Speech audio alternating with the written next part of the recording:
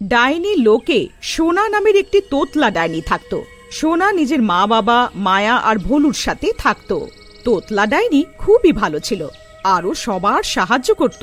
যেহেতু তোতলা ছিল, ডাইনি লোকের সব ডাইনিরা ওকে নিয়ে ঠাট্টা করত।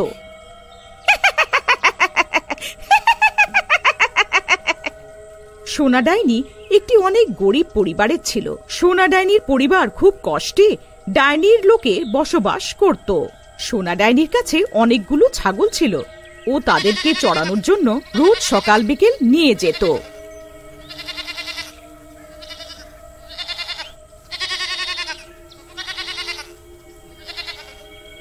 একদিন সোনা ডাইনি বিকেলবেলা নিজের ছাগলদের চড়ানোর জন্য নিয়ে যায়। চলো ছাগলরা, তোমরা সবাই নিজের কাবাল কে নাও, আমি একটু এই গাছের তলায় বসে বিশ্রাম করে নি।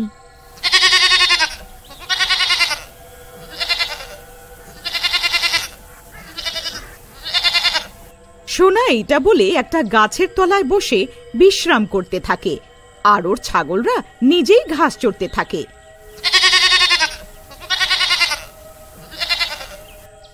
সোনা বিশ্রাম করছিল যখন ওর কাছে গাছের উপর থেকে একটা সুন্দর ড্রেস এসে পড়ে। আরে এটা দিয়ে হলো, গাছের উপর থেকে আমার উপর এই ড্রেসটা পড়ে গেল।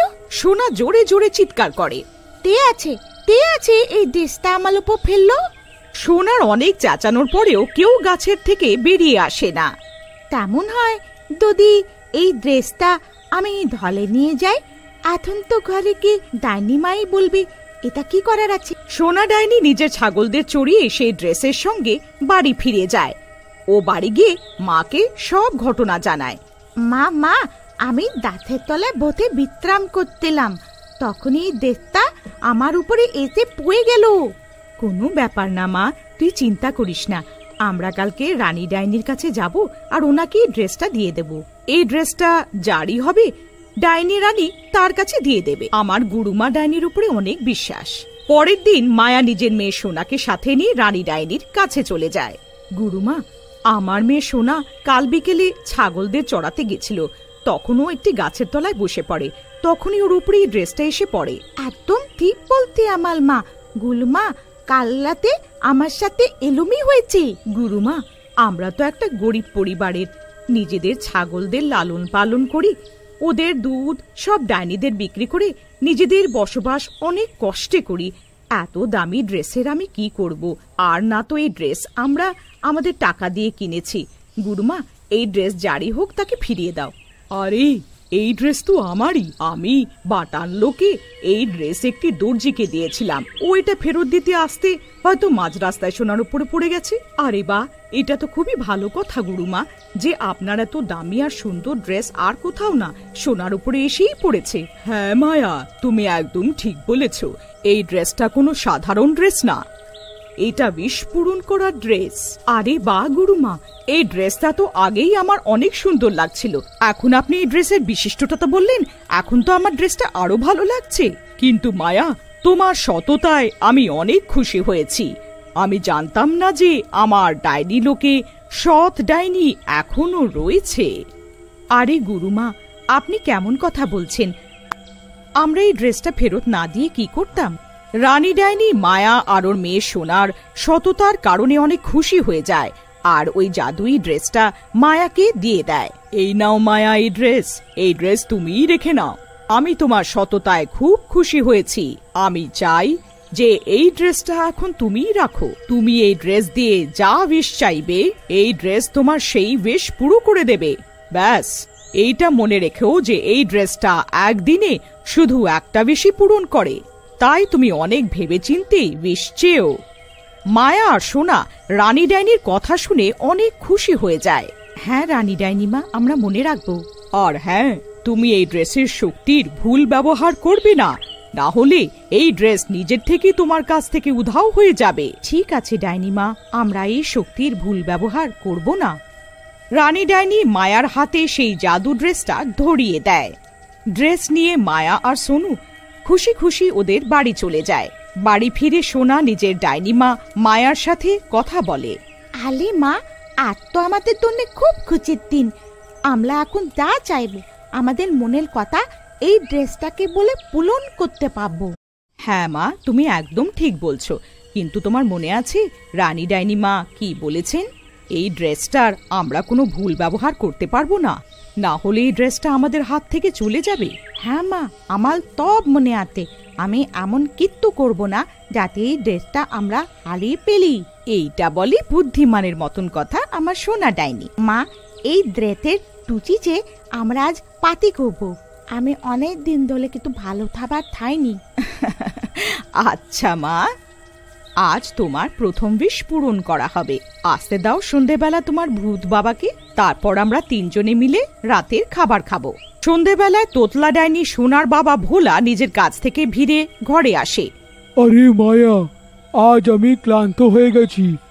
আজ আমি অনেক কাজ করেছি। তুমি শিগগিরই যাই কিছু বানিয়ে দিয়েছো ওই সব আমাকে বেড়ে দাও, আমার খিদে পেয়েছে। তুমি শুকনো শুকনো খাবার কেন খাবে? আজ তো তুমি যা খেতে চাও তাই পাবে। ডাইনি মায়া ওর স্বামী ভোলু ভূত আর ডাইনি মেয়ে সোনার জন্য ড্রেসকে বলে অনেক ধরনের খাবার আনায়। ওগো, এই নাও খাবার।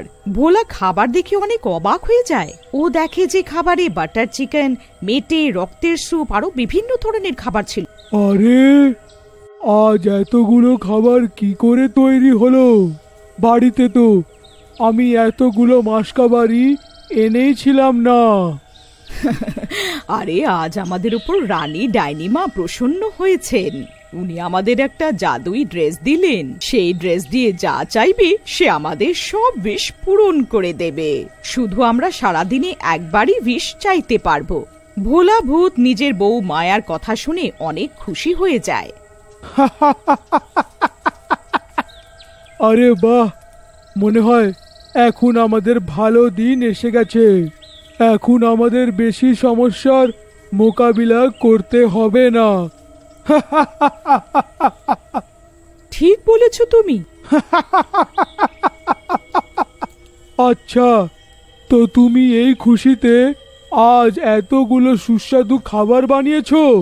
না গো, আজ আমরা এই ড্রেস থেকে সব উইশ চেয়েছি।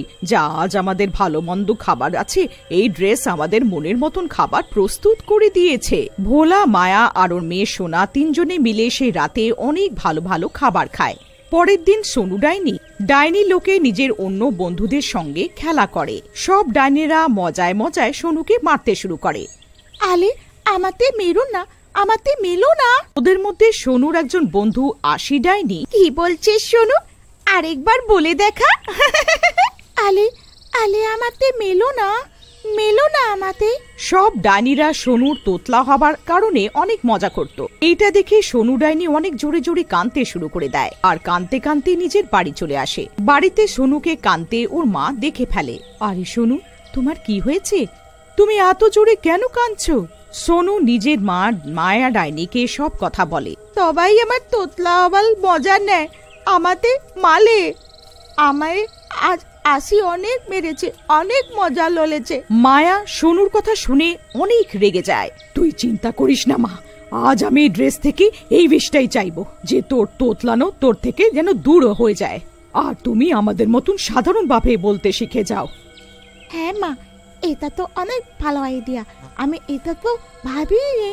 রাত হতে মায়া ডাইনির দেওয়া জাদু ড্রেস থেকে সোনুর তোতলানো দূর হয়ে যাবার বিষ চায়। ড্রেস মায়ার বিষ শুনে ফেলে আর ওর মেয়ের সোনুর তোতলানো দূর করে দেয়। সোনু এখন মায়ার মতনই একটা সাধারণভাবে কথা বলছিল। ওর কথায় একদমই তোতলানো আর ছিল না। এই দেখে মায়া আর সোনু দুজনেই খুব খুশি হয়ে যায়। মা, মা, আমি অনেক খুশি। আমার সব ডাইনি বন্ধুরা আমাকে তোতলা তোতলা বলে অনেক ভেঙাতো। এখন আমি একদম ওদের মতন বলছি। এবার আমাকে কেউ ভেঙাতে পারবে না। হ্যাঁ মা, এখন তুমি একেবারে আমাদের মতন সাধারণ ডাইনিদের মতনই কথা বলছো। আমি অনেক খুশি। মায়া নিজের মেয়ে সোনুকে গলায় জড়িয়ে ধরে। আর যখনও মায়া, সোনু আর ওর স্বামী ভোলা ভূতের উপরে কোনো সমস্যা এসে পড়তো, তখন ওরা রানী ডাইনির ড্রেসের থেকে বিষ চেয়ে সেটা দূরে করে ফেলতো।